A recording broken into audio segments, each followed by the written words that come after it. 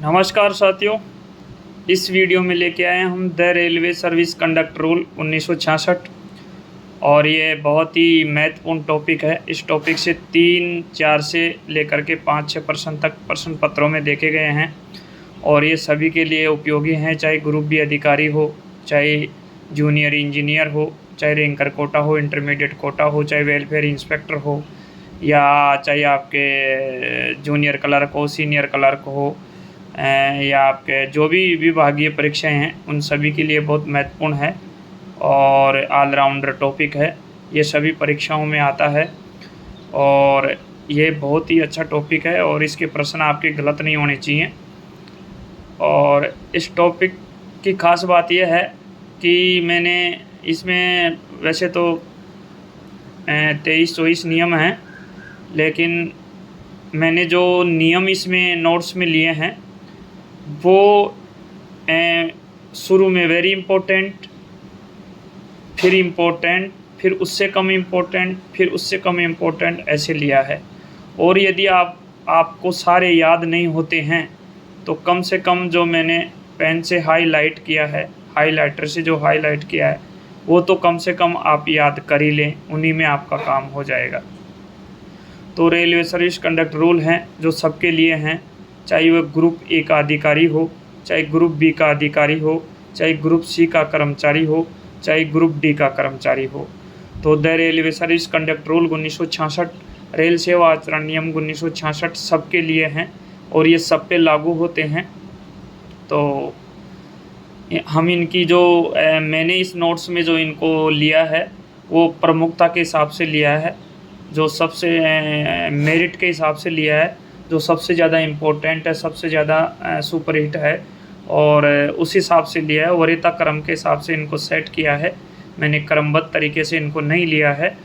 और जो मुख्य रूप से जो मोस्ट हैं, जो सुपर हिट हैं, जो बार बार रिपीट होते हैं, जो सुपर हिट हैं, उनको मैंने हाईलाइटर से हाईलाइट किया है।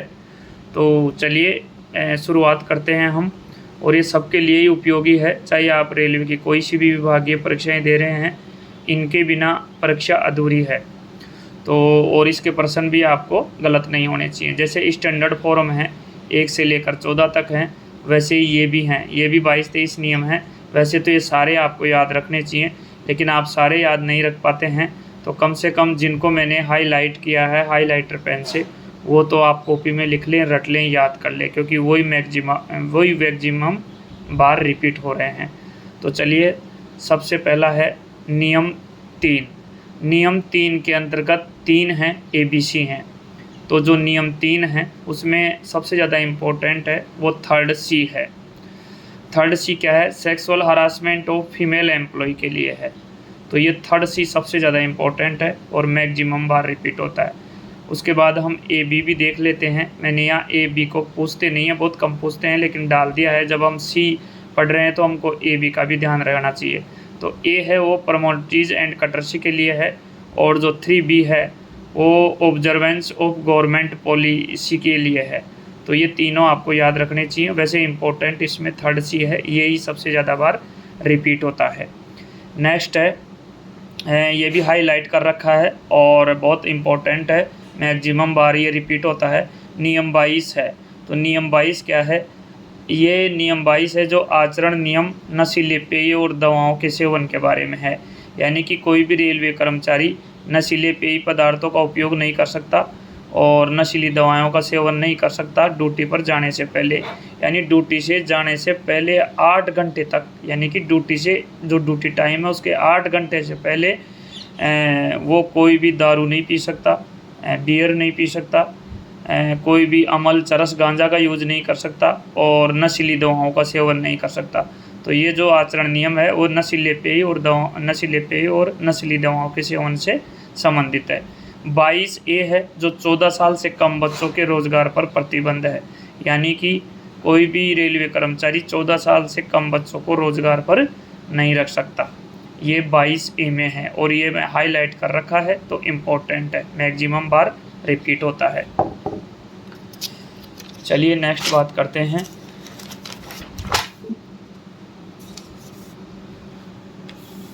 नेक्स्ट हम बात करते हैं नियम 15A। तो 15A है जो रेलवे आवास किराए पर देना, रेलवे आवास का दुरुपयोग करना, रेलवे आवास को खाली नहीं करना और रेलवे आवास के अंदर भेड़ बकरियां रखना, ये रेलवे आवास का दुरुपयोग है। तो ये 15A से संबंधित है, यानी कि हम रेलवे आवास का दुरुपयोग नहीं कर सकते। यदि करते हैं तो the railway service conduct rule 1966 नियम 15A के अंतर्गत हमारे ऊपर कार्रवाई हो सकती है। अब नियम 18 है, वो भी इम्पोर्टेंट है, मैक्सिमम बार रिपीट हुआ है। जो मैंने हाईलाइट कर रखे हैं वो इम्पोर्टेंट है। तो जो 18 है वो चल संपत्ति के बारे में उल्लेख है, यानी कि नियम 18 जो अपनी चल संपत्ति अपने पास उसके बारे में उल्लेख से संबंधित है। और नियम 18(1) है जो अचल संपत्ति खरीदने के लिए है। ये जो नियम 18(1) बनाए कि अगर अपन कोई अचल संपत्ति खरीद रहे हैं तो उससे पूर्व रेलवे को आपको जानकारी देनी होगी, रेलवे से परमिशन लेनी होगी। तो ये नियम 18(1) के अंतर्गत आता है, यानी बिना रेलवे की अनुमति के बिना आप अचल संपत्ति खरीद नहीं सकते। नियम 5 है जो राजनीति में भाग नहीं लेना है, यानी कोई भी रेलवे कर्मचारी राजनीति में भाग नहीं लेना है, राजनीति से दूर रहना है। और नियम 13 है जो उपहार लेना व देना वर्जित है। कोई भी रेल कर्मचारी किसी अधिकारी को या किसी कर्मचारी को उपहार न तो लेगा न देगा, ये वर्जित है नियम 13 में। और 13A है वो दहेज से संबंधित है, यानी कि न तो रेलवे कर्मचारी न तो दहेज लेगा न दहेज देगा। ये नियम group A, group B, group C, group D the railway service conduct rule सबके लिए लागू है। गजेटेड के लिए भी लागू है, नॉन गजेटेड के लिए भी लागू है। फिर इम्पोर्टेंट आता है आपका नियम 2, जिसमें सरकार की परिभाषा बताई गई है। तो साथियों ये थे अब तक के इम्पोर्टेंट। अगर आप पूरे नियम याद नहीं कर सकते तो जो मैंने हाईलाइट किए हैं वो तो कम से कम आप रट लें, क्योंकि वही सबसे ज़्यादा बार विभिन्न परीक्षाओं में रिपीट हो रहे हैं, वही मैक्सिमम बार आ रहे हैं और वही प्रश्न आपसे छूट जाता है या गलत हो जाता है। तो आप आगे के नियम याद नहीं रख सकते तो कम से कम जो मैंने हाईलाइट कर रखे हैं वो तो ज़रूर याद कर लें, डायरी में रख लें, क्योंकि यह सभी परीक्षाओं के लिए उपयोगी हैं, लाभदायक हैं और इसके बिना तैयारी अधूरी है। और वैसे भी रेलवे कर्मचारी को इसकी नॉलेज तो होनी चाहिए, तो ये वैसे भी इम्पोर्टेंट है। नियम 11 है जो RTI से संबंधित है। नियम 14 है जो रेल कर्मचारी के सम्मान से संबंधित है। और नियम 9 ये इम्पोर्टेंट है, सरकार की आलोचना से संबंधित है, यानी कि रेलवे कर्मचारी सरकार की आलोचना नहीं कर सकता है। जो प्रेजेंट सरकार है उस सरकार की वो आलोचना नहीं कर सकता है, सरकार के खिलाफ आलोचना नहीं कर सकता है, न कोई टीका टिप्पणी कर सकता है। नियम 8 है जो प्रेस, मीडिया, TV, अखबार से संबंधित है, यानी कि रेलवे कर्मचारी इन सब से दूर रहेगा। नेक्स्ट नियम है 23 है वो छुआछूत से संबंधित है, यानी कोई भी रेलवे कर्मचारी छुआछूत अस्पृश्यता नहीं करेगा। नियम 17 है जो दिवालियापन या आतंक कर्जदारी से है, इस प्रकार से वो दिवालियापन या आतंक कर्मचारी, यानी कि इस तरह का उसको दिवालियापन या आतंक कर्जदारी कर्मचारी से दूर रहेगा, यानी कि दिवालियापन या आतंक कर्जदारी जिसको अपन वो करते हैं। और नियम 7 है जो प्रदर्शन से संबंधित है, यानी कोई भी प्रदर्शन में भाग नहीं लेगा रेलवे कर्मचारी, प्रदर्शन से इनसे सबसे दूर रहेगा। नियम 6 में रेल सेवक द्वारा संघ या संगठन में शामिल होना, रेलवे कर्मचारी किसी भी संघ में या संगठन में शामिल नहीं हो सकता। और नियम 4 है जो ये है कि रेलवे कर्मचारी किसी कंपनी या फर्म में अपने नज़दीकी रिश्तेदार को रोज़गार नहीं दिलवाएगा। नियम 12 है जो अंशदान से है। और नियम 15 है, ये इम्पोर्टेंट है, ये निजी व्यापार या नौकरी से है। कोई भी रेलवे कर्मचारी निजी व्यापार या दूसरी नौकरी नहीं कर सकता है रेलवे के अलावा। नियम 16 है जो निवेश व धन उधार लेने व देने से है। रेलवे कर्मचारी न तो धन किसी को उधार देगा न लेगा,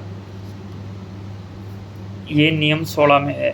और नियम 20 है जो विभागीय था अन्य प्रभाव का उपयोग किसी ट्रांसफ़र के लिए या किसी सरकारी कार्य के लिए या किसी प्रमोशन के लिए या कोई भी ऐसा रेल कार्य जिसके लिए वो राजनीतिक प्रभाव नहीं करेगा या किसी अन्य अधिकारी का या किसी भी प्रकार का सिफारिश का या राजनीतिक प्रभाव का या किसी का सिफारिश का फ़ोन नहीं करवाएगा, यानी कि ये भी एक तरह की दबाव आता है, रिश्वती होती है एक तरह की, यानी कि आप किसी अपने काम के लिए या ट्रांसफ़र के लिए या किसी भी प्रकार के विभागीय कार्य के लिए या पदोन्नति से संबंधित कोई भी काम हो तो उसके लिए आप राजनीतिक प्रभाव का इस्तेमाल नहीं करेंगे और न ही किसी की सिफारिश लगाएंगे। तो ये नियम 20 में है।